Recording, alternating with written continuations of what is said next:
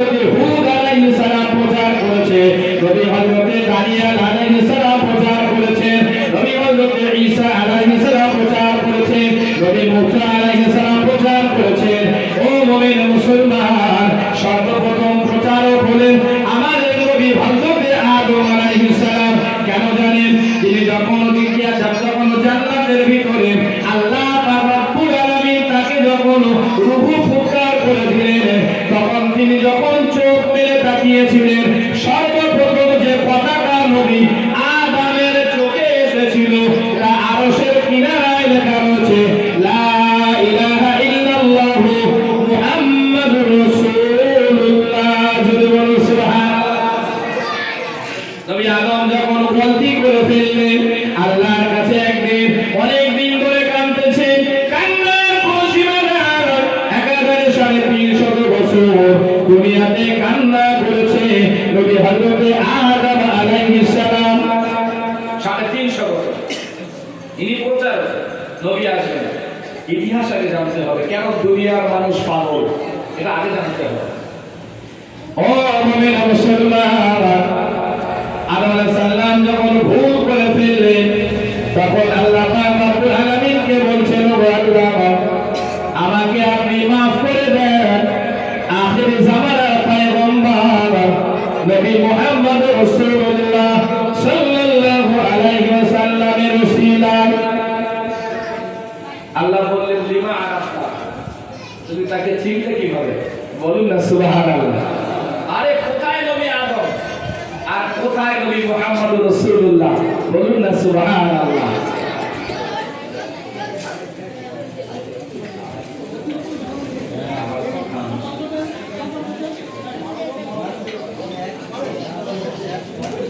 এরকম শরীফ আল্লাহুম্মা সাল্লি আলা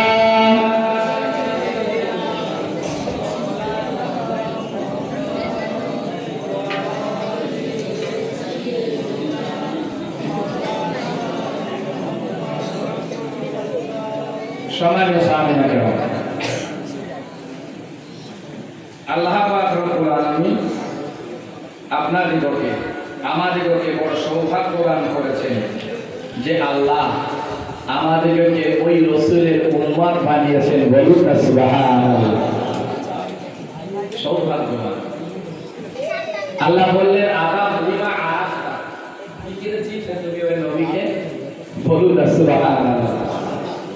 নবী আদম আলাইহিস সালাম বললেন, আল্লাহ, যেদিন করে আপনি আমার এই নরকাটা ভিতর দেহের ভিতরে আপনি রূহ ফুৎকার করে দিয়েছিলেন, আমি চোখ খোলা মাত্র আরশের কান্দিলে লেখা দেখেছিলাম লা ইলাহা ইল্লাল্লাহু মুহাম্মাদুর রাসূলুল্লাহ। ও আল্লাহ রাব্বুল আলামিন, আমি সেদিন জেনেছিলাম আপনার নিকটে পৃথিবীর সবচাইতে গৌরবান্বিত এবং সম্মানীয় যে মানুষটি হবেন, তিনি হলেন ওই আল্লাহ আপনার নামের পাশে যে নামটা লেখা রয়েছে, তার নাম হবে মুহাম্মদ। সকলে বলুন সাল্লাল্লাহু আলাইহি ওয়াসাল্লাম। আমি এত বছর জানতাম না, আমার কান্নার লিমিট ক্রস করে গিয়েছে। আমি এখন বুঝলাম, ওই মানুষটার নাম নিয়ে যদি দোয়া চাই, নিশ্চিত আপনি আমাকে ফিরাবেন না। তাই আমি আমার ওই আপনার ওই প্রিয় মানুষটার নামের ওসিলায় দোয়া করছি, ও আমার রব, আপনি আমাকে ক্ষমা করে দিন। যদি বলুন সুবহানাল্লাহ। 350 বছরের কান্না কবুল হলো না, একটা ওসিলায় দোয়া পেয়েছে। আল্লাহ বললেন, আদম, এতদিন ফিরিয়েছি, আমি আর ফিরিয়ে দেব না। জোরে বলুন সুবহানাল্লাহ। আদমের ক্ষমা হয়ে গেল। আর ওসিলায়? আমাদের নবীর ওসিলায়। ও মুমিন মুসলমান, পৃথিবীর 100 সহিফা নবী হলো 1.5 লক্ষ, মানে 1,15,000 কম বেশি আপনি ধরেন। এর সঠিক কাদা পৃথিবীর কোনো মানুষ জানেন না। ওলামায়ে কেরামগণ একটা অনুমান করে বলেছেন, কোরআন শরীফে মাত্র 25 জন নবীর নাম আছে। কতজন? 25 জন। এই আর করে কোথায়? তার কারণ একটা আছে, যদি এই 1,15,000 নবীর নাম কোরআনে লেখা হতো, তো কোরআন শরীফটা তো অনেক লম্বা হয়ে যেত। আল্লাহ পাক রব্বুল আলামিন এই অনেকটা এগুলো নবী আলাদা আর রাসূল হলো আলাদা। এই নবী হলো 1,15,000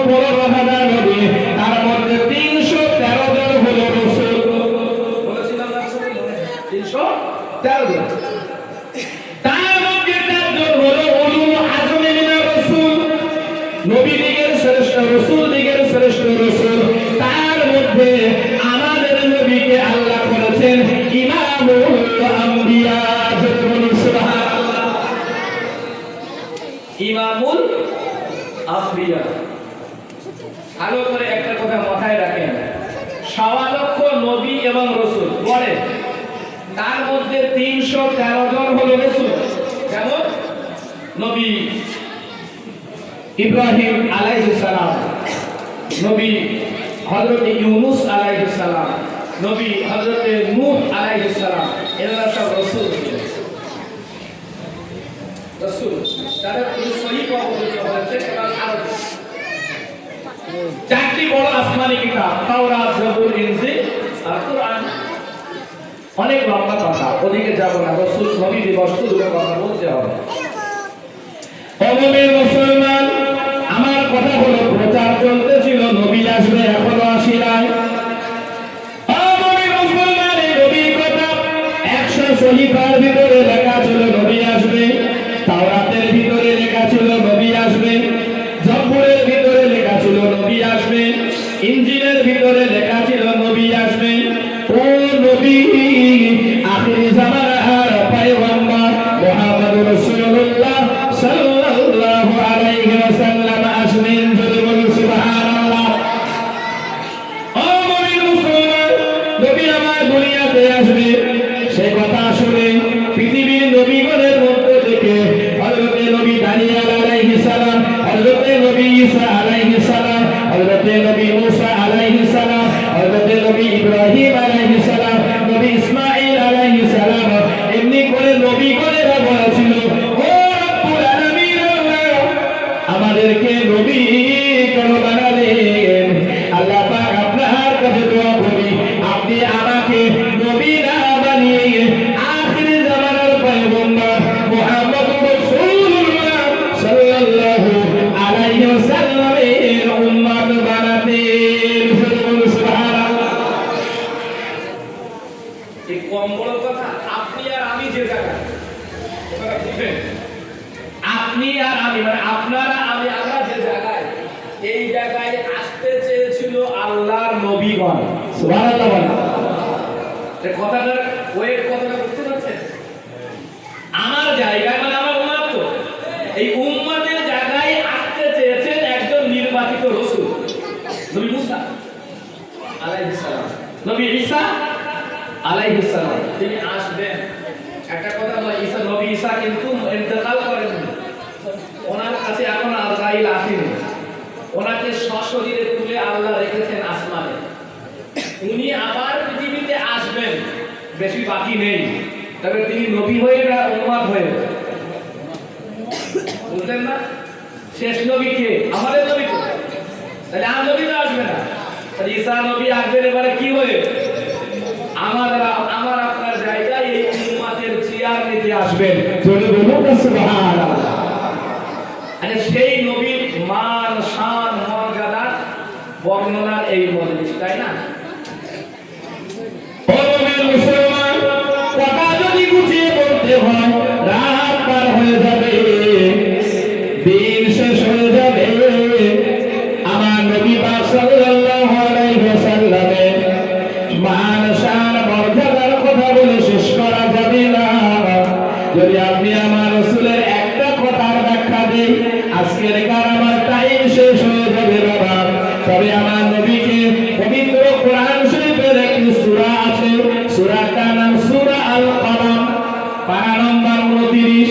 ওই সূরার 4 নম্বর আয়াতে আল্লাহ আমার নবীকে লক্ষ্য করে বলেন, ওয়া ইন্নাকা লাআলা খুলুকিন আযীম। জোরে বলুন সুবহানাল্লাহ।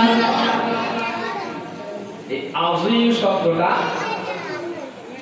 আল্লাহ বলেছেন, হে রাসূল, আপনি হলেন উত্তম চরিত্রের অধিকারী, সুমহান চরিত্রে প্রতিষ্ঠিত। জোরে বলুন সুবহানাল্লাহ।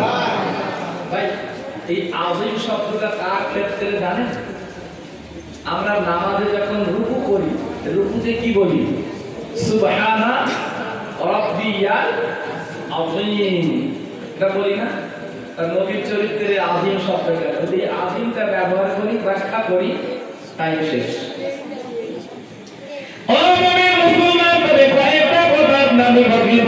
কি?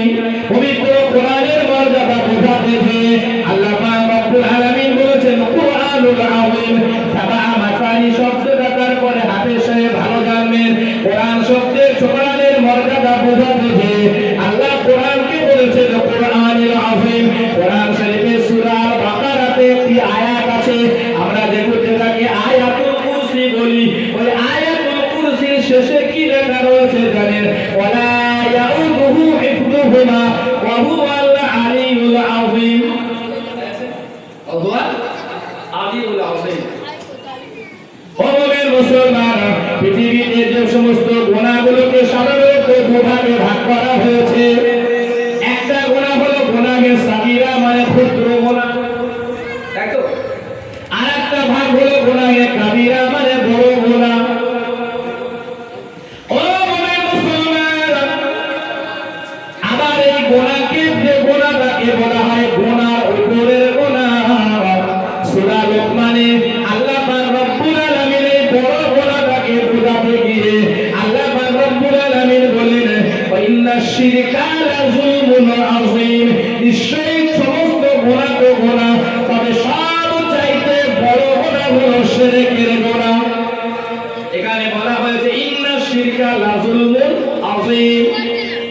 ও মুমিন মুসলমান, পৃথিবীতে এমন কিছু নারী আছে যাদের চক্রান্তের কাছে ইবলিস ফেল হয়ে যায়। কোরআন শরীফের সূরা ইউসুফের ভিতরে একটা আয়াত আছে নারীদের চরিত্র বোঝাতে যে ইন্না কাইদাকুন্না আযীম। কার বলেন তো? জুলাইখার চরিত্র এমন ছিল, নবী ইউসুফ সংক্রান্ত বিষয়ে এই মহিলাদের যারা খুব ধূর্ত, যাদেরকে দেখে ইবলিস যাদের কাছে মুরিদ হতে চায়, এমন মহিলাদের চক্রান্তটাকেও আল্লাহ পাক আযীম শব্দ ব্যবহার করেছেন, যার উপরে আর কোনো চক্রান্ত হয় না। কেন বুঝালাম জানেন? ও মুমিন মুসলমান, পরিষ্কার ব্যাখ্যা যদি আপনাদের বলি তাহলে অনেক সময়ের প্রয়োজন পাবো না, দুটো কথা তো বলতেই হবে। ও মুমিন মুসলমান, আমরা নবী দিবসে বসেছি জানার প্রয়োজন রয়েছে। নবী আমার শৈশবকালে তো আম্মা জান আমিনার ঘরে যেত, যখন নবী আমার ছিলেন তার আগে হযরত আব্দুল্লাহ তো ইন্তেকাল করলেন। ঘটনা আমাদের শুনে সবার মুখস্থ হয়েছে। নবী আমার রবিউল আউয়াল মাসের বিশেষ করে 12 তারিখের উষাকালে না রাতের অন্ধকার না দিনের পরিষ্কার এমন একটা সময় নবী আমার দুনিয়াতে আগমন করেছিলেন, এটা তো আমরা জানি। ও মুমিন মুসলমান, নবীজিকে আমার ঠিক ওই আতুর ঘরে কাফেরেরা মারতে চেয়েছিল, তার একটা কারণ হলো পৃথিবীর সমস্ত ইহুদি আলেমেরা জানতো, খ্রিস্টানেরা জানতো পৃথিবীতে একজন নবী আসবেন, তিনি তাওহীদের প্রচার করবেন, তিনি পৃথিবীর মানুষগুলোকে শ্রেষ্ঠত্বের আসনে বসাবেন আর তাদের মর্যাদাকে খর্ব করবেন। তারা তো আমার নবীর আগমন কখনো মানতে পারে না। এরা ছিল শত্রু। আজও দেখছেন না ইসরায়েলের অবস্থা, গোটা পৃথিবীর অবস্থা, মুসলমানকে সহ্য করতে পারে না তারা। কারণ আমার নবীর আগমনটা তাদের কাছে ছিল বড় কষ্টের, বড় বেদনা, বড় হিংসার একটা কারণ হয়েছিল।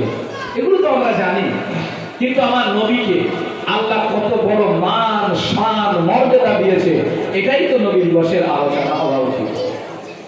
শৈশব সব যে ঘটনা আমরা জেনে গেছি। মুমিন মুসলমান মূল কথায় ফিরে যাব। সুতরাং আমার নবীকে আল্লাহ খুলুকিন আযীম বলেছেন, তার মানে হে রাসূল, আপনার মতো উন্নত চরিত্রের কোনো মানুষ পৃথিবীতে আসেনি, আপনার মতো কেউ ছিল না, না আপনার মতো কোনো উন্নত চরিত্র আর পৃথিবীতে কোনোদিন আগমন করবেন না। জোরে বলুন সুবহানাল্লাহ। আপনি হলেন সুমহান চরিত্রের অধিকারী, এজন্য নবী আমার তায়েফে মার পেয়েছেন। ইচ্ছা যদি করতেন ফেরেশতা জিবরাইল তো এমনি করে পাহাড়ের ফেরেশতাদের নিয়ে হাজির হয়েছিল বাবা, তখন তো আমার নবী যদি বদদোয়া করতেন যে তায়েফ শহর আর আমরা দেখতে যাই, আর কোনোদিন মানুষ তায়েফ শহরটাকে চিনত না, শেষ করে দিতেন। খুলুকিন আযীম ছিলেন, তাই শেষ করেননি। জোরে বলুন সুবহানাল্লাহ। একবার মহাব্বতে বলুন আল্লাহুম্মা সাল্লি আলা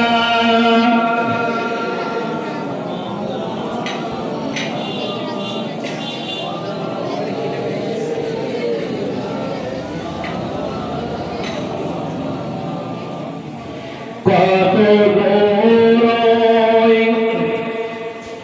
মদিনার পথ, ওহদের মাথার কত দূর, তায়েফের গ্রামের কত দূর, কত দূর রাসূলের রওজা বলো, কোথা সেই বেলালের আজানের সুর, কত দূর মদিনার পথ, কত দূর মদিনার পথ, ওহদের মাথার কত দূর, তায়েফের গ্রামের কত দূর, কত দূর রাসূলের রওজা বলো,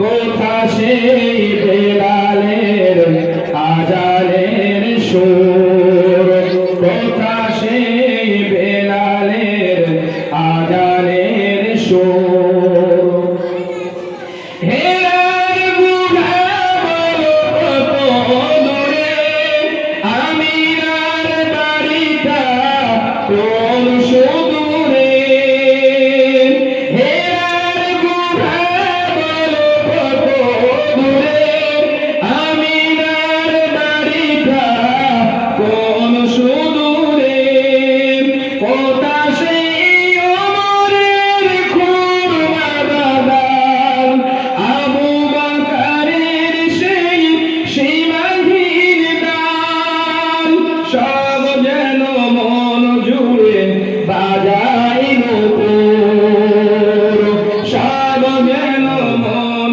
জুড়ে বাজাই নূপুর, কত দূর মদিনার পথ, কত দূর মদিনার পথ, ওহদের মাথার কত দূর, আল্লাহুম্মা সাল্লি আলা সাইয়্যিদিনা মাওলানা মুহাম্মদ ওয়া আলা আলি সাইয়্যিদিনা মাওলানা মুহাম্মদ।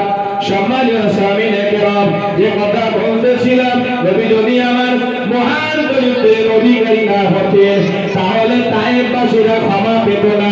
সেই নবীকে তো আমরা পেয়েছি, মোমেন মুসলমান। অনেক লম্বা হয়ে গিয়েছে বাবা, আমি আপনাকে মূল জায়গায় ফিরিয়ে নিয়ে আসবো। 1,24,000 মতান্তরে 2,24,000 পয়গম্বর আমার নবীকে নবীর আগমনের বার্তা শুনিয়েছিল। ও মুমিন মুসলমান, এমনি করে আমার নবী দুনিয়াতে আসবেন, আর এই দিনটার অপেক্ষা করতেছিল গোটা পৃথিবীর যার জানোয়ার, হাজার হাজার জিন্ন বাসা। নবী আমার এমনি করে দুনিয়ার বুকে পদার্পণ করবেন। সম্মানীয় ইমাম সাহেব, নবীর আগমনের 50 দিন আগের ঘটনা এমনি করে আসহাবের ফিলের ঘটনা বাচ্চাদের সামনে আলোচনা করতেছিলেন। বসেছি, আমাদের মান শান, আমাদের মর্যাদা আল্লাহর দরবারে বেড়ে যাবে, এতে কোনো সন্দেহ নয়। তবে হলো ঈমান আপনাকে থাকতে হবে। আমরা তো নবীর আগমনের খুশিতে খুশি হয়েছি। আবু লাহাবের মতো ইসলাম মানা কাফের যদি নবীর আগমনের কারণে খুশি হওয়াতে যদি তার কবরের আযাব লাঘব হয়ে যায়, আপনি আমি তো ঈমানদার।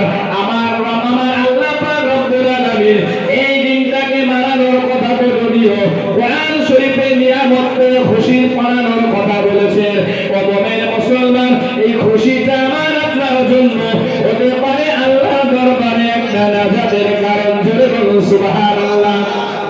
কারণটা হলো আমরা বিশ্ব নবীর আগমনের খুশিতে খুশি, এটা একটা পাঠ। আর এই পাঠ তখনই কাজে লাগবে যখন আমাদের ভিতরে বিশ্ব নবীর আদর্শটাও একত্রিত হবে। তখন কিন্তু শুধু আমাদের এই দুনিয়া থেকে চলে যেতে দেরি, আল্লাহর জান্নাতে কদম রাখতে দেরি হবে না। জোরে বলুন সুবহানাল্লাহ। এই মর্যাদার কথা বলতে গেলে তো বাবা রাত পার হয়ে যাবে। ও মুমিন মুসলমান, নবী আমার একবার মসজিদ নববীতে তিনি তেনার হুজরা শরীফে ছিলেন। একজন সাহাবায়ে কেরাম মসজিদ নববীতে আলোচনা করতেছেন। আল্লাহ পাক রব্বুল আলামিন নবী মুসাকে কালিমুল্লাহ বলে ডেকেছেন।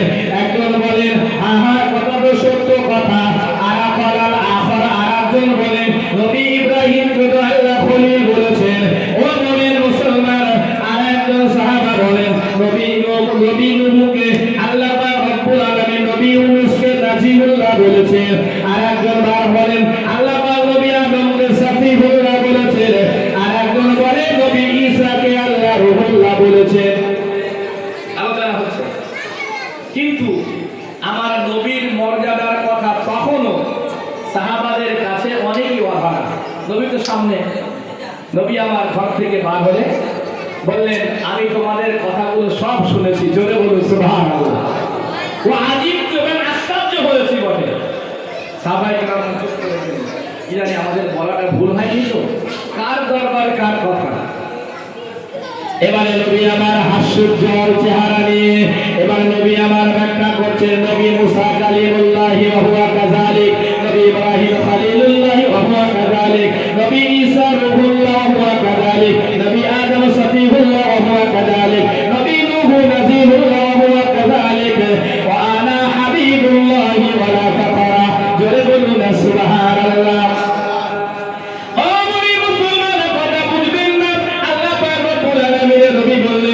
আমি তোমাদের সব কথাগুলো শুনেছি, আমি দুঃখ পাই নাই, বরং আশ্চর্য হয়েছি। কথাগুলো সত্য। আল্লাহ পাক নবী মুসাকে কালিমুল্লাহ বলেছেন, কথা সত্য।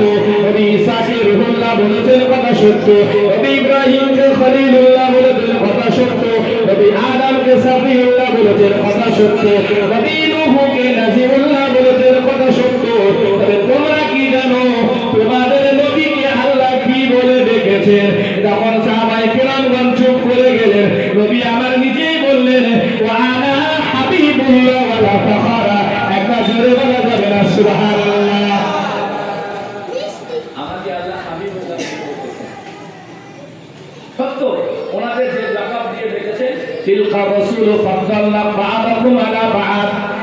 একজন নবীকে আরেকজন নবীর উপরে আল্লাহ প্রাধান্য দিয়েছে, এতে কোনো সন্দেহ নাই।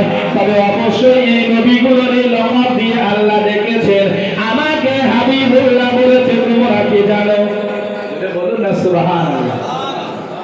আমার নবী বললেন আমাকে আল্লাহ হাবিবুল্লাহ বলেছে। কাল কিয়ামতের মহাময়দানে প্রশংসার একটা পতাকা হবে। ওই পতাকাতে আরবিতে বলা হয় লিওয়ায়ে হামদ। লিওয়াইল হামদ, ওই পতাকাটা আমার হাতে থাকবে। আর আমার পতাকার নিচে গোটা পৃথিবীর নবীগণ থাকবে। জোরে বলুন সুবহানাল্লাহ। তাহলে উপরে কে? আমাদের নবী। শুধু এখানে ক্ষান্ত হয় না। ও মুমিন মুসলমান, নবী আমার বলেন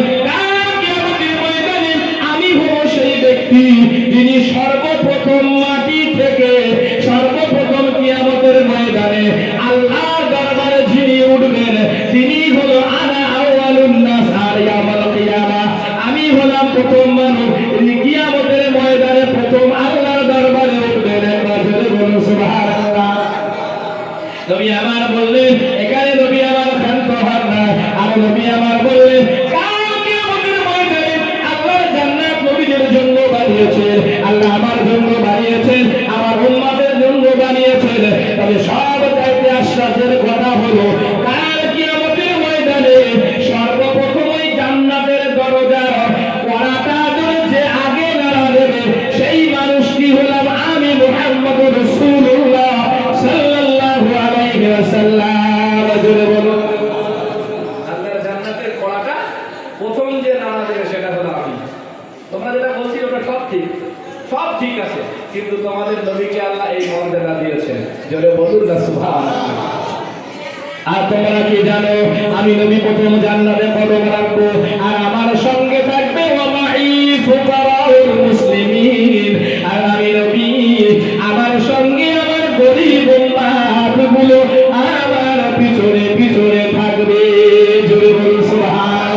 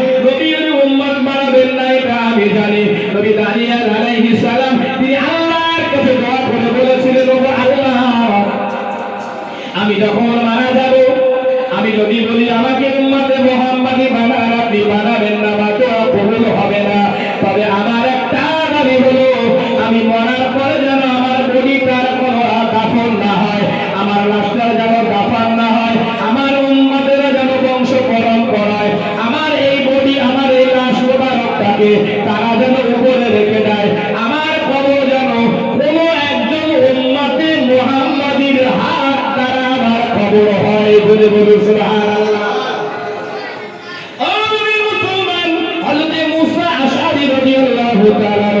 আমার নবীর সাহাবা যখন এমনি করে মিশর বিজয় হয়ে গেল, ইয়ামান বিজয় হয়ে গেল, রোম সাম্রাজ্য ইসলামের দখলে চলে আসলো হযরত ওমর ফারুক রাদিয়াল্লাহু তাআলা আনহুর জামানাতে, সেই সময় একটা গির্জার ভিতরে একটা মানুষের বডিকে তারা এমনি করে একটা কফিন বন্দি করে রেখেছিল।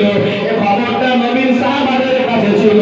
এমনি করে যখন ওই গির্জাটা মুসলমানদের কবজায় আসলো, দেখে একজন বৃদ্ধা মানুষ ওই একটা কফিনকে ঘিরে বসে আছে। তিনি সকাল সন্ধ্যা সেখানে যান, তার বড় ভক্ত, ওই কফিনওয়ালার ভক্ত। ওই বৃদ্ধা মানুষ নবীর সাহাবা যখন মসজিদ ওই গির্জার ভিতরে ঢুকলেন, তখন তিনাকে বললেন, জানো এই কফিনটা কার? তখন বলল, কফিনটা হলো, আমি তো জানি না। বলে, এই কফিনের ভিতরে আল্লাহর একজন নবীর লাশ রয়েছে। বলে বলুন সুবহানাল্লাহ। এই নবীর ব্যাপার ওই বৃদ্ধা মানুষ জানতো বাবা। তখন নবীর সাহাবাকে বললেন, এনার একটা বড় খায়েশ ছিল, এনার দাফন জানা যায় এবং দাফন সাজানো আখিরি জামানার নবী মুহাম্মদুর রাসূলুল্লাহ সাল্লাল্লাহু আলাইহি ওয়াসাল্লামের কোন উম্মতের হাত দ্বারা হয়। বলে, কথাটা আমি আমার নবীর কাছে শুনেছি। হযরত নবী নবীর সাহাবা হযরত আবু মুসা আশআরী রাদিয়াল্লাহু তাআলা আনহু তিনি কফিনটাকে খুললেন, দেখতে পাওয়া গেল আল্লাহর নবীর চেহারাতে চাঁদের মতো সুন্দর হয়। বলে বলুন সুবহানাল্লাহ। যেমন তার বডি তেমনই আছে। ওই যখন কফিনটাকে খুললেন, কফিনটাকে খুলে একজন আল্লাহর নবীর কপালে চুমা দিলেন। হযরতে নবী, আমাদের নবী হযরতে মুহাম্মদুর রাসূলুল্লাহ সাল্লাল্লাহু আলাইহি ওয়াসাল্লাম উম্মতের হাত দ্বারা নবী দানিয়াল দাফন হতে চেয়েছিলেন। হযরতে নবী হযরতে মুসা আশআরী রাদিয়াল্লাহু তাআলা আনহু তখন ওই দাফন ওই কফিন থেকে নবী দানিয়াল আলাইহিস সালামের লাশ মোবারকটা বার করে ওই গির্জার পাশে যেখানে রাখা ছিল জানাজা পড়ে দাফন করেছিলেন। জোরে বলুন সুবহানাল্লাহ। বলুন কি মর্যাদা এই আপনার, আর কি মর্যাদা আমার নবীর উম্মত আমরা। আমি হয়তো সত্যিকারে আমার অপারগতা স্বীকার করছি, আমার ভাষা নাই যে আপনাদেরকে আমি কিভাবে বোঝাবো। সম্মানীয় সামনে কেমন এই নবীর আলোচনা আমি যে কথা বলতেছিলাম, আমি আপনাদেরকে আবার পিছনে ফিরিয়ে নেই বাবা। নবী আদম থেকে নবী ঈসা পর্যন্ত সবাই প্রচার করেছে নবী আসবে, সবাই প্রচার করেছে নবী আসবে। ও মুমিন মুসলমান, আমার নবীর জন্মের 1000 বছর আগে, আমার নবীর জন্মের 1000 বছর আগে হিসাবটা মাথায় রাখবেন। ইয়ামান দেশের একটা বাদশা ছিল, ওই বাদশার নাম ছিল তুব্বা ইবনে হাসান। তুব্বা বিন হাসান তিনি মক্কা শরীফ ভ্রমণে যান। তুব্বা ইবনে হাসান নবীর জন্মের 1000 বছর আগে ঘটনা। তেনার সঙ্গে ছিল 400 ইহুদি বা পাদ্রী বা ইহুদি আলেম। কতজন? 400। কার সঙ্গে? তুব্বা ইবনে হাসানের সঙ্গে গেলেন কোথায়? মক্কাতে। তাই কাবা শরীফ জিয়ারত করতে হোক, তাওয়াফ করতে হোক, তখনকার রীতি অনুযায়ী। এখন আল্লাহর কাবায় যাওয়া অনেক লোক আছে না আপনাদের ভিতরে? আছে না? আল্লাহর কাবা ধরে নেন, এইটা কাবা, আমি সাপোজ 4টে কোণা দেখছেন না পিলারা, এই 4টে কোণার 4টে নাম আছে। একটা হলো রুকনে ইয়ামানি, রুকন মানে হলো কর্ণা। একটা হলো রুকনে হাজরে আসওয়াদ, এধার একটা হলো রুকনে শামি, ও আরেকটা হলো রুকনে হিজাজ বা হিজাজি। মানে এই কাবা শরীফের চারদিকে বিখ্যাত 4টে দেশ, মানে 3 দিকে 3টে বিখ্যাত দেশ, আর একদিকে হাজরে আসওয়াদ। তাই এই নামকরণ করে 4টি কোণার 4টি নাম। তো একটা নাম হলো রুকনে ইয়ামানি, যেখান থেকে হাজী সাহেবগঞ্জ তাওয়াফ পূর্ণ হওয়ার আগে একটা তাওয়াফ যেখান থেকে রব্বানা আতিনা ফিদ দুনিয়া হাসানা ওয়া ফিল আখিরাতি হাসানা ওয়া কিনা আযাবান নার দোয়াটা করতে হয়। ঠিক আছে তাহলে নিয়ত করে তাড়াতাড়ি চলে যাবে যেভাবে হবে। এই ও কি কথা বলতে বাবা শব্দ হবে না, বিয়াদবি হবে বাবা। নবীর আলোচনার মধ্যে কথা বললে গোনাহ হবে। আমরা একটু কথা বলবো না, একদম কথা বলবো, নীরবে শুনে দুটো কথা বলবো। এই তুবা ইবনে হাসান 400 আলেম নিকটে নিয়ে সফর করলেন। তিনি আল্লাহর কাবাতে তাওয়াফ করে হোক বা জিয়ারত করে মদিনার উপর দিয়ে তিনি ফেরত আসবেন। ওই মদিনা শরীফের উপর দিয়ে যখন তিনি ফেরত আসবেন, ওনার সঙ্গে থাকা এই 400 আলেম তারা মদিনার মাটি দেখে আর খেজুর বাগান দেখে ওই 400 ইহুদি পণ্ডিত তুবা ইবনে হাসানকে বলেছিল আমরা এখান থেকে আর যাব না। জোরে বলুন সুবহানাল্লাহ। কেন যাবে না? বলে এই জায়গায় হবে আখির জামানার পয়গম্বর নবী মুহাম্মদ রাসূলুল্লাহ সাল্লাল্লাহু আলাইহি ওয়াসাল্লামের হিজরতের স্থান। নবী মক্কা থেকে হিজরত করে কোথায় গিয়েছিল? মদিনায়। মদিনা দেখেছেন, মদিনার ভূমিগুলো এখন বালি পড়ে মরুভূমি মতন হয়েছে, ফাঁকা মাঠগুলো, কিন্তু শুধুমাত্র ওহদ পাহাড় ছাড়া অন্য পাহাড়ের রঙগুলো একটু কালচে, তাই না? যারা দেখেছেন আমার কথার সঙ্গে একমত হবেন।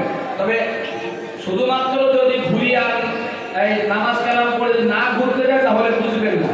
ওই মদিনার পাথরগুলো সমস্ত কালো টাইপের পাথর, যারা দেখেছেন তারা জানেন, একটু কালচে। তা ওই এই কথাটা লেখা ছিল তাওরাতে, জবুরে, ইনজিলে, 100 সহিফাতে। সুবহানাল্লাহ বলে। তাহলে এরকম জানে ইহুদি বলতারা, তারা তাওরাত পড়েছে, জবুর পড়েছে, ইনজিল পড়ে জানে না? 1000 বছর আগে নবী এখন আসেননি। আশ্চর্য হয়ে যাবেন। তুবা ইবনে হাসান বললেন কেন যাবে না? বলে আমরা যাব না, তার কারণ হলো আর পৃথিবীর সে মানুষটা অপেক্ষা করতেছে।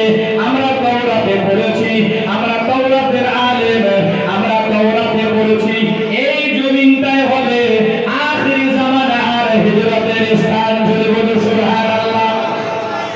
সুতরাং আমরা আপনার সঙ্গে আর ফিরে যাব না।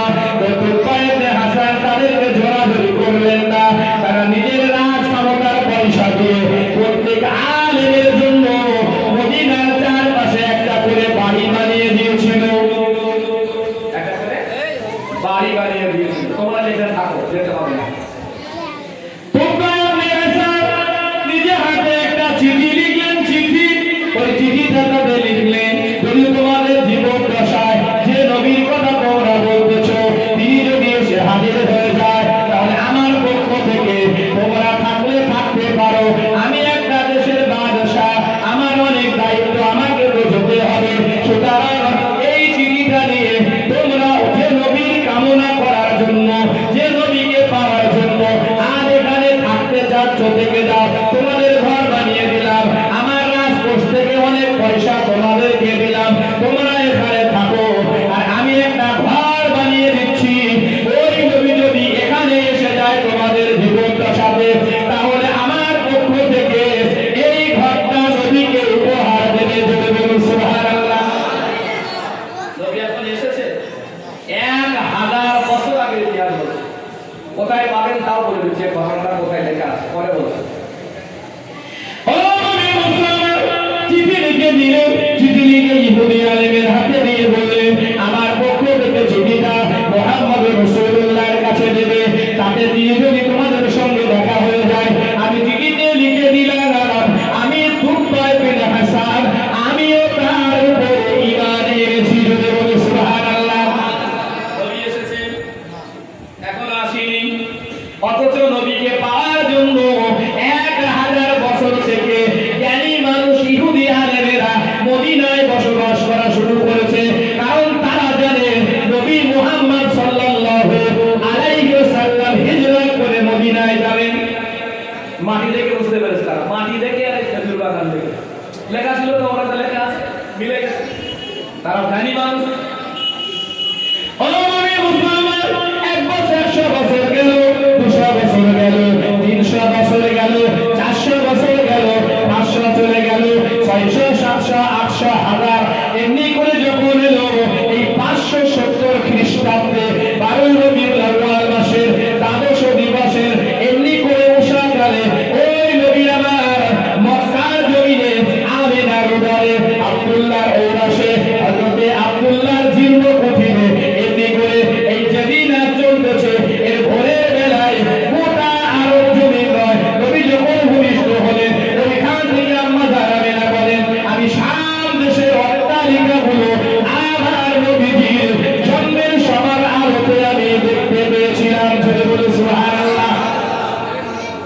নবী আমার ভূমিষ্ঠ হলেন 1000 বছর পরে।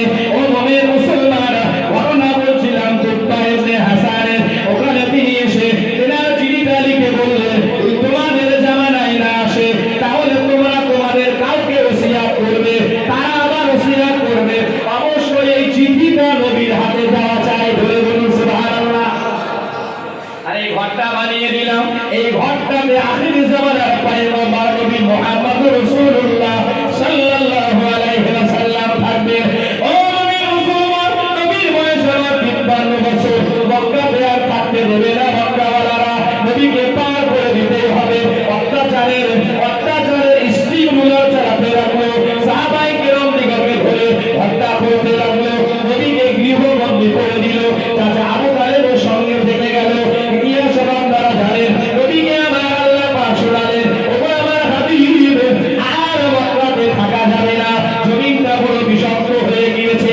জান আপনার আগমনের জন্য মক্কার থেকে এমনি করে মক্কা থেকে আর কিছুটা দূরে আপনি চলে যান। মাইল যদি হয় কম বেশি 350 মাইল, কিলোমিটারে আসলে 450 থেকে 500 কিলোমিটারের রাস্তা।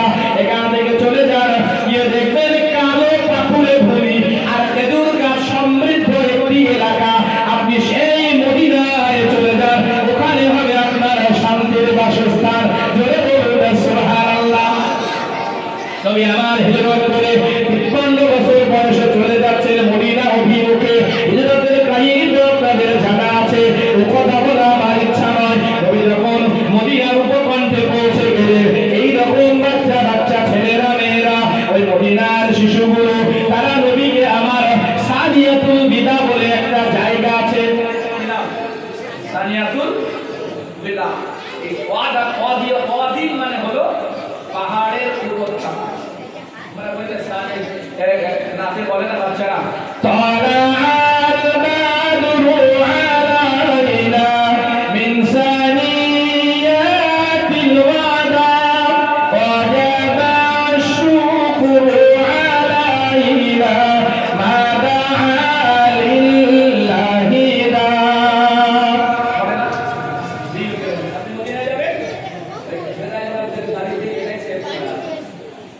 বিশ্ববিখ্যাত নাম এটাই কি, বাচ্চারা সব বাংলা রসুলরা ভিন্ন ভিন্ন, যদিও এখন ছোটবেলায় গাইতাম ভালো, তবে ভারী হয়েছে বয়ের সঙ্গে না তার গাইতে পারি, কিন্তু সুরের লেহাজাটা এখনো মনে আছে। নবী আমার মদিনার উপকণ্ঠে চলে গেলেন। এইরকম বাচ্চা ছেলে মেয়েগুলোকে যারা আমার নবীর অপেক্ষা করতেছিলেন, এই নবীর অপেক্ষা করার কারণ হলো, আপনারা যদি বলতে হয় মদিনার মানুষগুলো কেন নবীকে চাইছিল, বায়াতে আবার কথা বলতে হবে, এমনি করে হুদায়বিয়ার সন্ধির কথা বলতে হবে, তারপর এটা বুঝে আসবে আমার মওজুর দিকে নয়। মদিনার মানুষগুলো নবীকে চাইতেছিল, আর মক্কার মানুষগুলো নবীকে তাড়াতে চাইছিল। আমার আল্লাহ বললেন, ঠিক আছে আপনি মদিনায় চলে যান। আমার নবী যখন মদিনার উপকণ্ঠে পৌঁছে গেলেন, এমনি করে বাচ্চারা সেই বিখ্যাত নাচ গাইতে শুরু করলো। তালাআল বাদরু আলাইনা মিন সানিয়াতিল ওয়াদাই ওয়াজাবা শুকরু আলাইনা মা দাআ লিল্লাহি দাই। যারা বাংলা মানে হলো এই বাচ্চাগুলো, তারা বলতেছিল, আজ আমাদের উপরে পূর্ণিমার রাতের চন্দ্র উদয় হয়েছে। একবার জোরে বলুন সুবহানাল্লাহ। তালাআল বাদরু আলাইনা মিন সানিয়াতিল ওয়াদাই, আর এই পূর্ণিমার চাঁদ কোথা থেকে উদয় হয়েছে? ওই সানিয়াতুল বিদার পিছনে আমরা দেখতে পাচ্ছি আমার নবী পূর্ণিমার চন্দ্রের মতো মুখোজ্জ্বল নিয়ে হাসি মুখে মদিনায় প্রবেশ করবেন। এবারে মদিনার সীমানায় যখন ঢুকে গেলেন, এবারে বলুন যে নবীর অপেক্ষা মদিনাবাসীরা করতেছিল, যখন নবী মদিনার সীমানায় গেলেন, কার দিল না চাইবে নবী আগে আমার বাড়ি আসুন? চাইবে না? আপনার কথা বলছেন না? সবাই কাছে নবী আমার ঘরে এসে, দেখুন নবী আমার ঘরে এসে, এবারে নবী আমার ঘরে এসে। এখন নবীর উটের রশি ধরে একজন নবী চুপ করে বসে আছে। নবীর উট চলে কার ইশারায় জানেন? আল্লাহর ইশারায়। বলছি কথা তো, নবী যখন নানারা নবীর অপেক্ষা করছিল, আর সেই নবী তাদের এলাকায় খুশিতে আটখানা নয়, খুশিতে নিজেকে হারিয়ে ফেলেছে। তারা ফিরে নবী উটের রশিদের ধরে আমার বাড়ি আসে। একে প্রাণে কোটানি আমার নবীর মুখকে রাখতেন। সত্যি আমার দিলের লোকগুলো পেয়ে গেলাম। কিন্তু নবীর জন্য একটা ঘর বানিয়ে রেখেছিল তুকবা ইবনে হাসান 1000 বছর আগে। এটা বলুন সুবহানাল্লাহ। আমার আল্লাহ সেটাকে মেলাবেন কেন? এই বংশ পরম্পরায়, ভালো করে বুঝবেন, বংশ পরম্পরায় ওই ইহুদি আলেমদের বংশ পরম্পরায় ওই ঘরটা হযরতে আবু যার, হযরতে নবীর নাম আব্দুল্লাহ, যাই হোক ওই সাহাবী, আমি ভুলে গেছি এক্ষুনি পড়েছি বলে, যাই হোক ওই সাহাবী মানে যখন তিনি সাহাবী হয়ে গেছেন, হযরত আবু যার গফারি না, আবু যার না, রাসূলুল্লাহ সাল্লাল্লাহু আলাইহি ওয়াসাল্লামে ওই ঘরটা হযরত আবু আইয়ুব আনসারী, আমি ভুলে গেছি, আবু আইয়ুব আনসারী রাদিয়াল্লাহু তাআলা আনহুর দখলে ওই ঘরটা এখন বানিয়েছিল কে? তুকবা ইবনে হাসান। কত বছর আগে? 1000 বছর আগে। তো সবাই নবীর উঠে রশি ধরে টানতেছে, হুজুর আমার বাড়ি আসুন, হুজুর আমার বাড়ি আসুন। আমার নবী বললেন, বাবারা ও আমার সাহাবায়ে কেরাম, আমার ভক্তরা, আপনারা আমার উঠে রশি ধরে টানবেন না, আমি রাগ করি না বাবা। আমার এই উট আমার হুকুমে চলে না, আল্লাহর হুকুমে চলে। ধরে বলুন সুবহানাল্লাহ। সুতরাং আমার উট যেখানে বসবে, আমি নবী তার ঘরের মেহমান হব। ধরে বলুন সুবহানাল্লাহ। এখন এই 1000 বছর আগে নবী প্রেমিক একজন বাদশা, তার নাম ছিল তুকবা ইবনে হাসান, এই নবীর জন্য একটা ঘর বানিয়েছিলেন। আমার আল্লাহ জানে না এটা নবীর মহব্বতে না অন্য কারণে? নবীর মহব্বত এখনো আসেননি নবী দুনিয়ায়। 1000 বছর আগে ওই আবু আইয়ুব আনসারীর ঘরটা বাদশা তুকবার বানানো, ভাই ওই ঘরটা দখলে আসে আর আবু আইয়ুব আনসারী রাদিয়াল্লাহু তাআলা আনহু দখলে। চলতে ও নবী মুসলমান, হযরত আবু আইয়ুব আনসারী গৃহের দরজায় গিয়ে বসে পড়লেন। জোরে বলুন সুবহানাল্লাহ। নবীর ঘর নবীর মিলে গেল, বাকি আছে কি বলেন? আসলে কি বাকি আছে বলেন তো? ভাগ তো পেয়ে গেছেন তুকবা, বাদশা তুকবার নির্মাণকৃত ঘর, যেটা নবীর জন্য 1000 বছর আগে বানানো ঘর রাসূলের কাছে এলো। বাকি আছে কোনটা? হ্যাঁ, মনে আছে আমাদের, ঠিক। ও নবীর মুসলমান, যিনি ঘর বানিয়েছেন নবীর মহব্বতে, তার একটা চিঠি লেখা আছে। ওই চিঠিটা নবীর কাছে আসতে হবে। ও নবীর মুসলমান, ওই চিঠিটা এখন নবীর কাছে আসবে। তাহলে নবীর কাছে তো এসে কেউ না কেউ দেবে। নবী যখন আবু আইয়ুব আনসারীর ঘরে চলে গেলেন, আবু আইয়ুব আনসারীর ঘরে ইতিহাসটা তখন আবু আইয়ুব আনসারী জানেন না। এবারে নবী আমার বললেন, ও আবু আইয়ুব আনসারী, তোমার ঘরে আমি এলাম, কিন্তু তোমার ঘরে আল্লাহ যখন আমাকে আনিয়েছেন, তোমার ঘরটা কিন্তু আমার জন্য কোনো একজন বানিয়েছিল, পরে বলবো সেটা। তবে একখানা চিঠিও তোমার কাছে আছে। একবার জোরে বলুন না সুবহানাল্লাহ। সুবহানাল্লাহ। এটা ঠিক তোমার কাছে আছে। হযরত আবু আইয়ুব আনসারী বলেন, আবুল লায়ালি, এই আবুল লাইলা অথবা আবুল লায়ালি, এমন আবুল লাইলি, এমন একজন মানুষের কাছ থেকে চিঠিটা আমি পেয়েছিলাম। ওই চিঠিটা আমি সংরক্ষণ করেছিলাম একটা চামড়ার খাপের ভিতরে, নবীজিকে দিলাম। নবীজি ওই চিঠিটা পেয়ে আল্লাহর শুকরিয়া আদায় করে বাদশা তুকবার ঈমান এবং নবী প্রেমিকের সাক্ষ্য দিয়েছিল। একবার জোরে বলা যাবে না সুবহানাল্লাহ। ও নবীর মুসলমান, নবী তখন দুনিয়ায় আসেননি, নবীর আলোচনা করতেছিলেন কারা? যারা নবীর এক প্রকারের, যারা নবীকে আতুর ঘরে মারতে চেয়েছিল। নাউজুবিল্লাহ। এই আতুর ঘরটা বলে আমাদের জন্য দিয়া দেবে, কারণ আমার নবীর জন্মের ঘরটা তো আমাদের মতো ছিল না। আমার নবীর জন্মের ঘরটা, আমার নবীর জন্মের ঘরটা ছিল আলোয় পরিপূর্ণ। আমাদের আমিরা বলেন, আমি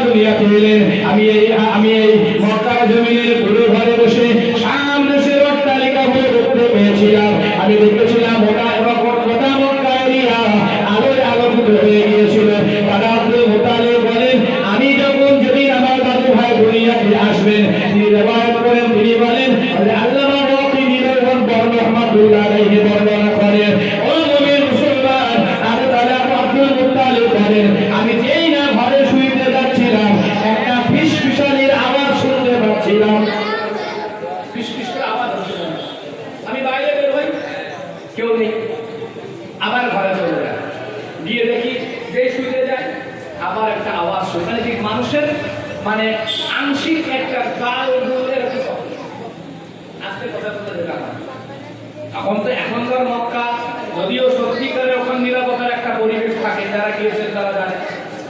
মদিনা শরীফে সর্বাবস্থায় পিন মতো নিরাপত্তা, কোনো হই হুল্লোড় নেই, কারণ মানুষ জানে ওটা নবীর দরবার, কোনো কথা নেই।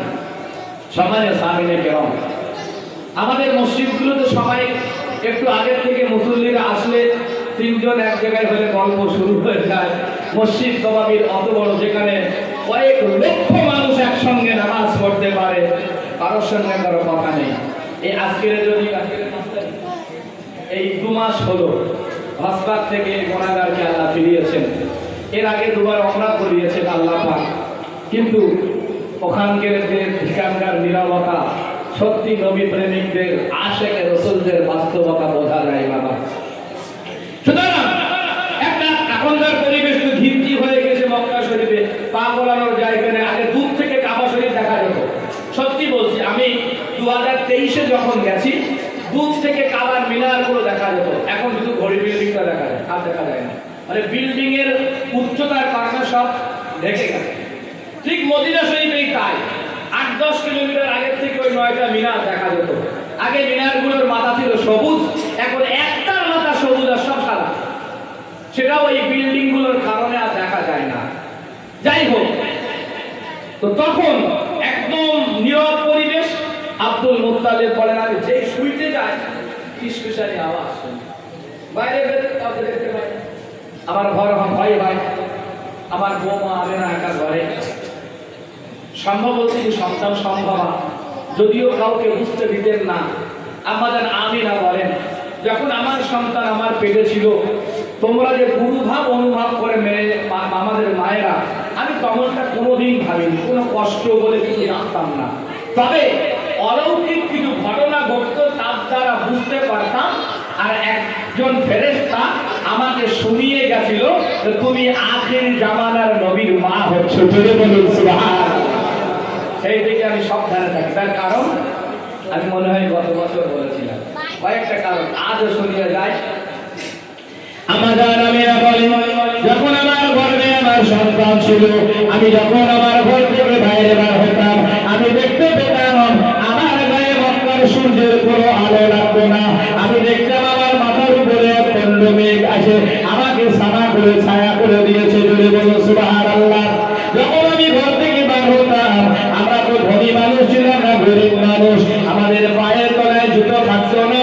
যখনই ঘর থেকে বার হতাম, ওই পাহাড়ি অমসৃণ রাস্তায় যখন পা দিতাম, আমার পায়ের তলার কাপড় গুলো আর পাথর গুলো কাদার মতো নরম হয়ে যেত। জোরে বলুন সুবহানাল্লাহ। আমি যখন ঘর থেকে বার হতাম, আমার কানে একটা আওয়াজ আসতো, ও আমিনা, ও আমিনা, তুমি কোথায় যাও? বেশি দূরে যেও না, তুমি আখির জামানা নবীর মায়ের গর্ভধারণার পেটে অবস্থান করতেছে, তুমি পৃথিবীর অগ্রগণী নবীর আম্মা জানা হতেছে, সুতরাং তুমি বেশি দূরে যেও না। আমি যখন আমার বাড়ি থেকে পানি আনতে যেতাম, আমাকে কুয়ার পাশে যেতে দেরি, কুয়ার পানি ধাপ এমনি করে উঠলে কানায় আসতে দেরি করতো না। একবার জোরে বলা যাবে না সুবহানাল্লাহ।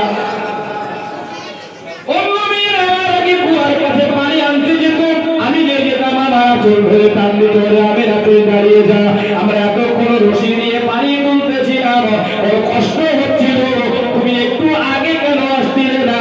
যদি আসতে তাহলে তোমার কি বরকত জানি না, তোমার আসতে দেরি, আর কুয়ার পানির তলার পানিটা উপরে আসতে দেরি হয় না। আমি না, তুমি দাঁড়িয়ে যাও, তোমার উপস্থিতিতে আমরা আমাদের ভরা কলসিগুলো ভরে দেই। একবার জোরে বলা যাবে না সুবহানাল্লাহ। বলতে পারতিস আমরা আল্লাহর হুকুমে আমার নবীর সম্মানে তোর বাড়িতে গিয়ে আসতাম। জোরে বলুন সুবহানাল্লাহ। মেয়েরা বলতো আমিনা তুমি দাঁড়িয়ে যাও, তোমার ঘোড়া আর কলসিটা আমাদের কাছে দাও, আমরা তোমার পানিগুলোকে ঘরে বয়ে দিয়ে আসি, আর তুমি দাঁড়িয়ে যাও, তোমার বরকতে পানিটা কুয়ার কারাকারি থাক, আমাদের আর দড়ি দিয়ে টেনে তুলতে হবে না। একবার জোরে বলা যাবে না সুবহানাল্লাহ। আমেনা বলেন আমি বুঝতে পারতাম কিছু একটা ঘটতে যাচ্ছে। আমি যখন রাতে একা শুইতাম, আমার চারিদিকে কয়েকজন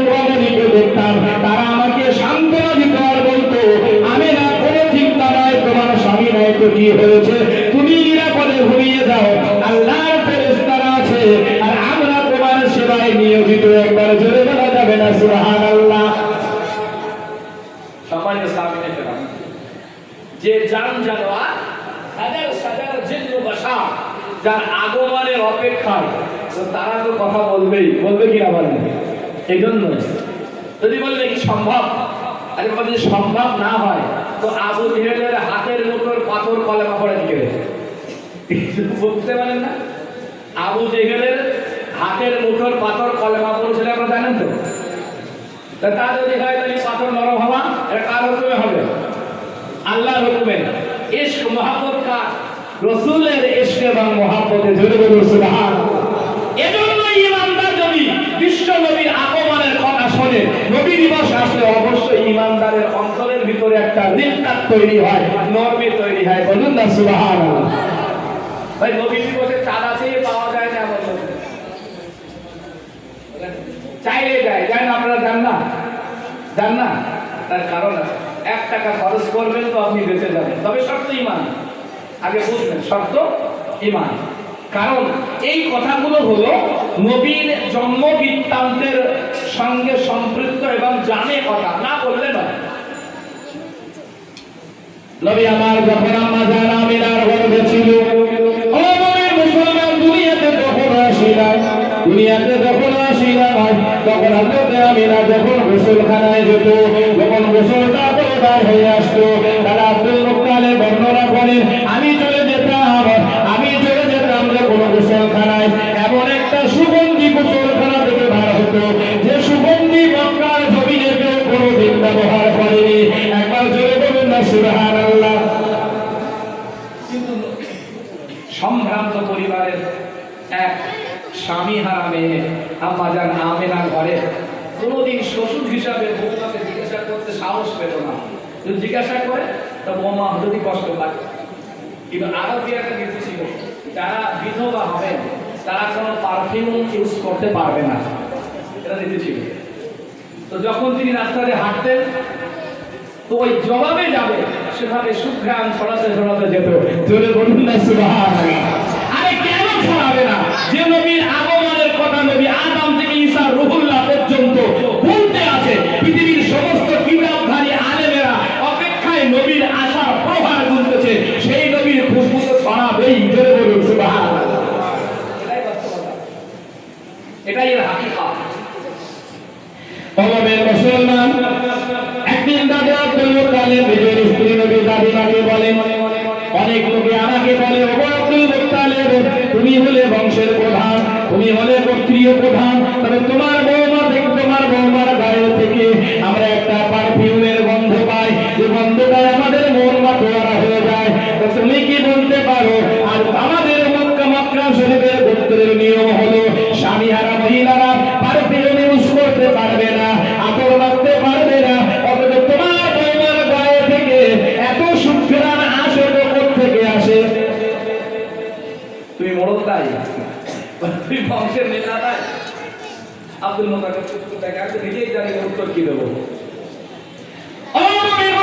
একদিন দুজনে বসে আছে, নবী দাদি আম্মাকে জিজ্ঞাসা করে বললেন, বৌমাকে একবার জিজ্ঞাসা করবে, আমার বৌমা এত পায় কোথায়, আমরা তো গরিব মানুষ। একদিন জিজ্ঞাসা করলেন, ও আম্মা বাবা আমিনা, তুমি কি বলবা? তোমার শ্বশুর আব্বা জিজ্ঞাসা করতেছিল তোমার গায়ের সুগন্ধি কোথা থেকে আসে। ও মুমিন মুসলমান, যখন একথা আম্মা জান আমিনা বলেন, তখন বললো, নবী আমার মা, শাশুড়ি আম্মা কথা শুনে রাখেন, আমি জানি না, সর্বসময় আমার নাকে একটা সুঘ্রাণ আসে, আমি যখন আমার গালে থুতুটা ফেলি, আমার থুতুটা মাটিতে পড়তে দেরি, মাটি যেন শুষে নিতে দেরি করে না, আমি যেখান থেকে যাই আমার গা থেকে একটা খুশবু বার হয়, বাতাসে অন্য মহিলারাও আমাকে অনেকবার বলেছে, আমি জানি না, এমনি করে টেনশনে রয়েছে, সুগন্ধি থেকে আসে। হযরতে আমিনা তো নিজেই জানি না, সুতরাং তিনিও বড় চিন্তিত।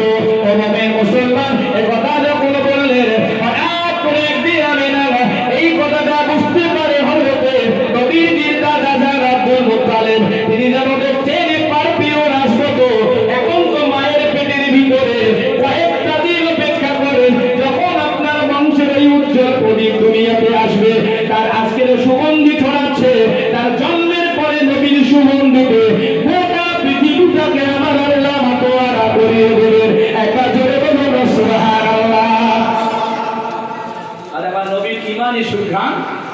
পৃথিবীর এমন কোন দেশ নাই, কোন দেশ নাই, তাই সূর্য উদয় থেকে অস্ত পর্যন্ত সেই নরওয়ে পর্যন্ত যেখানে 6 মাস দিন আর 6 মাস রাত থাকে, সেখানেও দিন দিন মুসলমানের সংখ্যা বাড়তেছে। জোরে বলুন না সুবহানাল্লাহ। অস্ট্রেলিয়া একটা দ্বীপ রাষ্ট্র, যদিও মহাদেশ, সেখানেও ইসলাম গ্রহণের সংখ্যা বাড়ছে। পার ইয়ার 5,000 করে মানুষ ইসলাম গ্রহণ করছে, সবথেকে বেশি নারীরা। জোরে বলুন সুবহানাল্লাহ। এই নবীর ইমানি সুগ্রাম সেখানে গেছে। নিউজিল্যান্ডের মতন অল্প সংখ্যক বিশাল এরিয়ার একটা দেশ, অল্প জনসংখ্যা, দেশের পরিবেশ বড়, সেখানে প্রত্যেক বছরে 5 থেকে 7,000 মানুষ নবীর এই কলেমার ঘ্রাণ নিতে আরো ছুটে আসতেছে। জোরে বলুন সুবহানাল্লাহ। এমনি করে বুলগেরিয়ার মতো জায়গা, এমনি করে আমেরিকার মতো জায়গায় আজও নবীর সেই কালেমার সুঘ্রাণ বইতেই চলেছে। জোরে বলুন সুবহানাল্লাহ। আজ আমরা এখানে বসে রাসূলের জীবন বৃত্তান্ত আলোচনা শুনতেছি। আমাদের মুসলমান বলতে গেলে অনেক কথা বলতে হয়। নবী আমার এমনি করে এবারে দুনিয়াতে এলেন, আরে নবী আমার দুনিয়াতে এলেন, আম্মা জান আমিনার ঘরকে উজালা করে হযরত আম্মা জান আমিনা বলেন, আমার শিশু পুত্র যখন এলেন, তিনি এলেন নাভি কাটা অবস্থায়। পৃথিবীর কোনো মা, পৃথিবীর কোনো ডাক্তারি, পৃথিবীর কোনো ডাক্তার যেন আমার নবীকে নাভিটা না কাটতে পারে। কেউ না কেউ হয়তো বলবে আমি নবী মুহাম্মদের নাভিটা কেটেছিলাম। না না, নাভিটা কাটা ছিল। জোরে বলুন সুবহানাল্লাহ।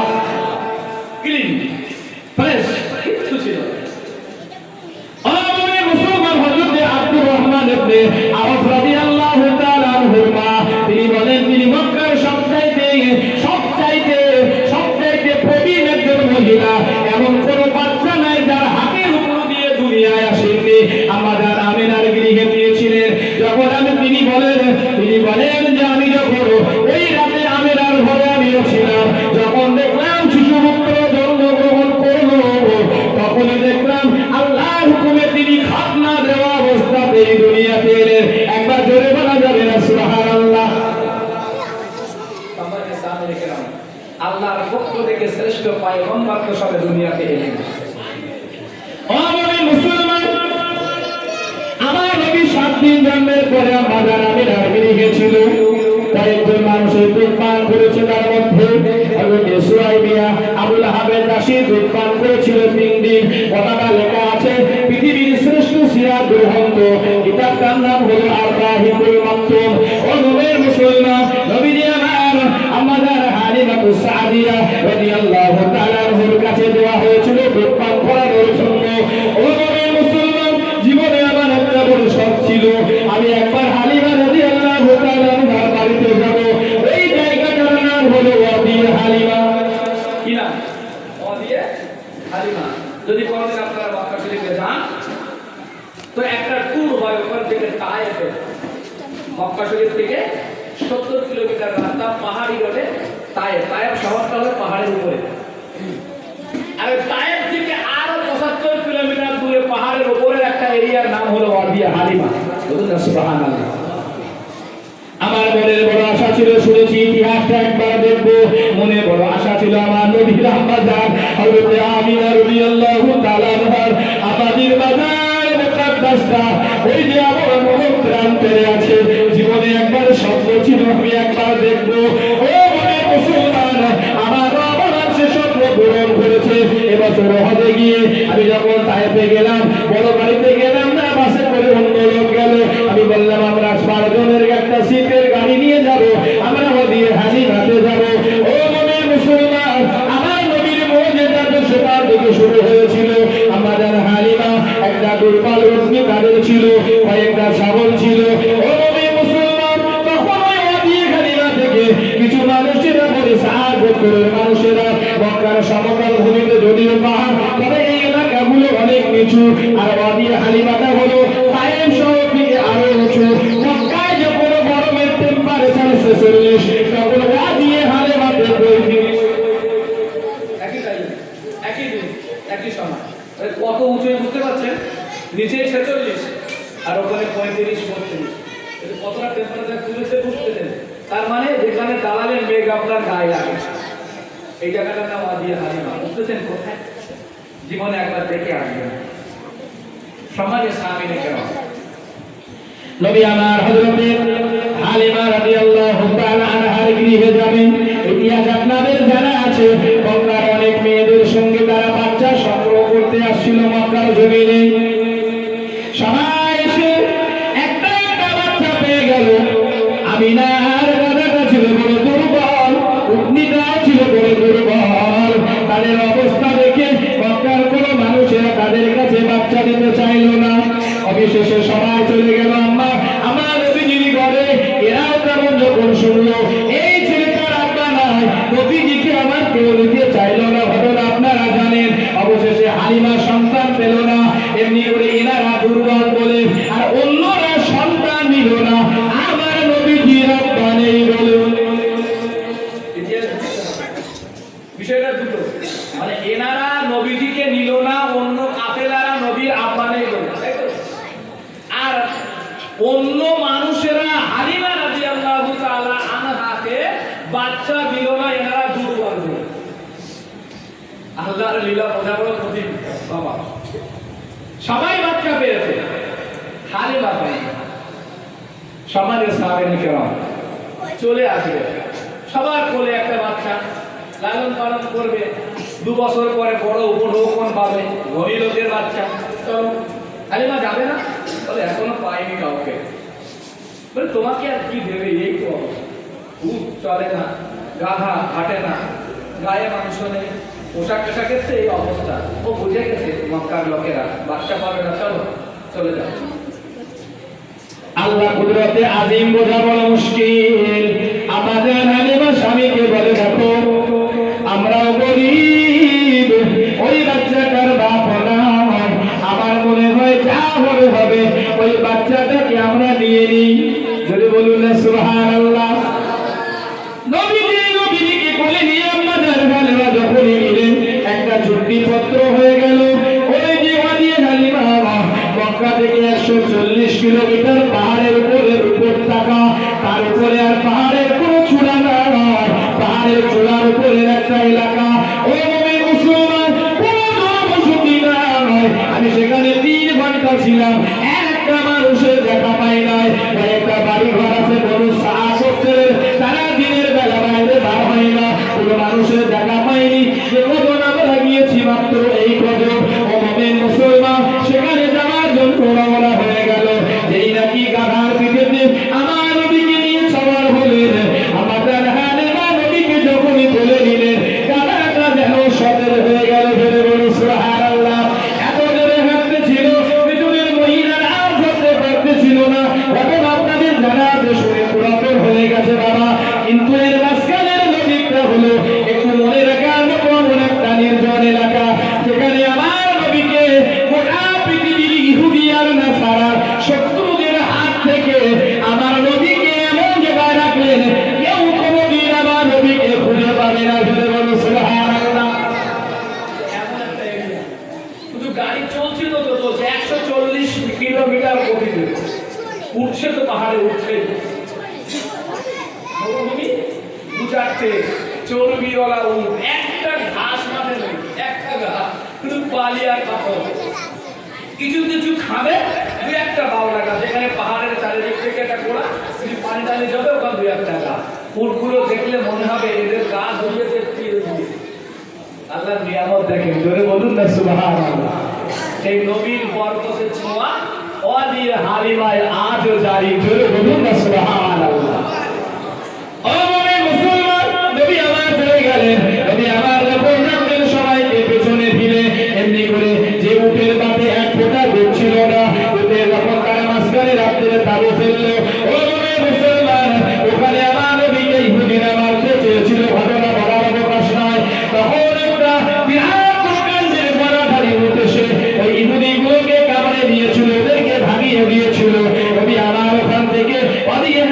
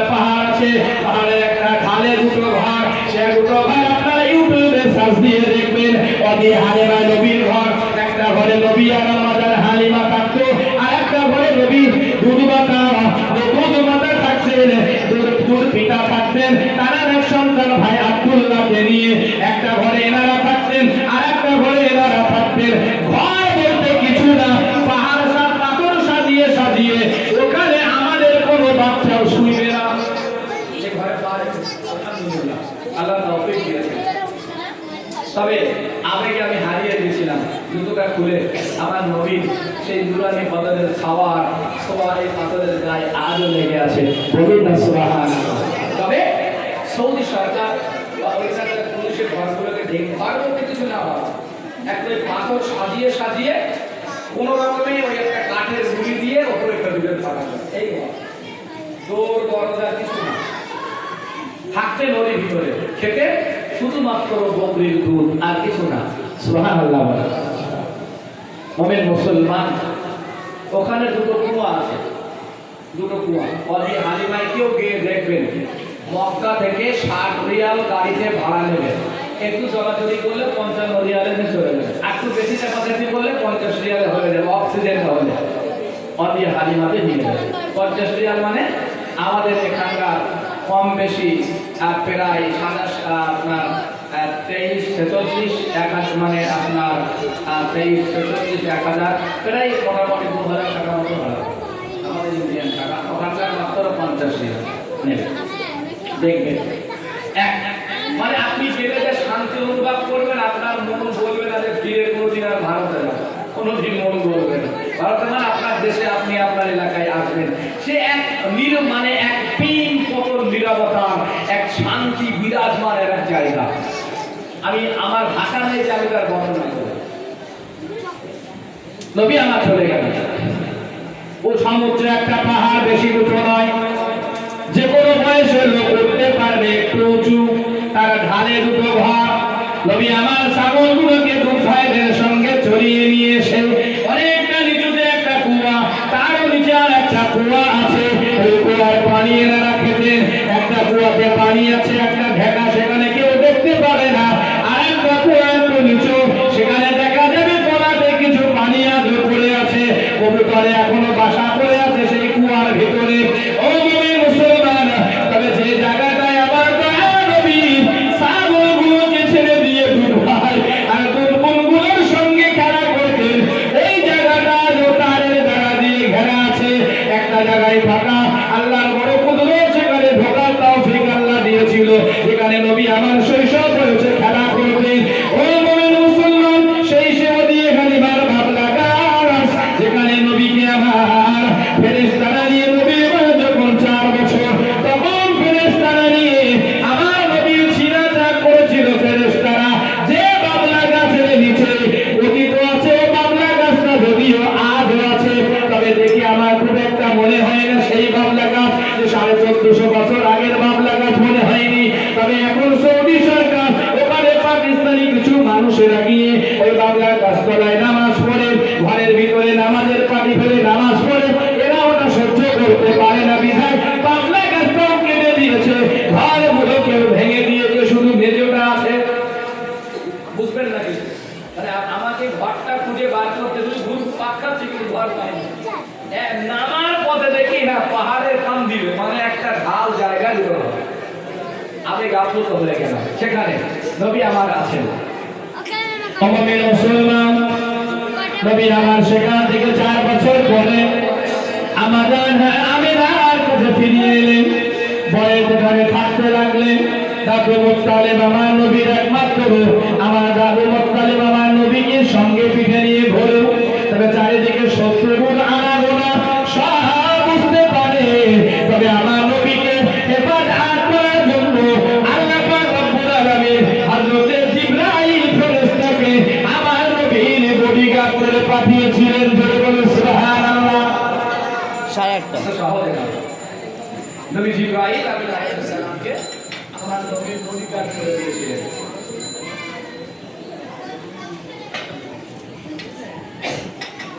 নবীজির বয়স আমার 6 বছর। এমনি করে খেলা হয়, আমি বিস্তারিত ঘটনার কথা বলবো না। মক্কা শরীফের ছেলে মেয়েরা বিকাল হলে সবাই খেলতে যায় পাহাড়ের ঢালে, এমন কোনো জায়গা নাই, তখন তো শুধু ছিল পাহাড় আর পাহাড়। যারা মদিনা মক্কা শরীফে গিয়েছে, আমার নবীর জন্মের ঘরটা তারা দেখে এসেছে। ও মুমিন মুসলমান, এমনি করে সাই করে যে গেট দিয়ে বার হচ্ছেন, বার হওয়ার প্রথম জায়গায় আবু জেহেলের ঘরগুলো, যেখানে টয়লেট আছে, ওখান থেকে একটু দূরে তাকালে আমার নবীজির জন্মের ঘরটা দেখা যায়, আজও আছে। 2 তলা বিল্ডিং, হলুদ কালারের ঘর। হাদা মাওলুদুন নবী সাল্লাল্লাহু আলাইহি ওয়াসাল্লাম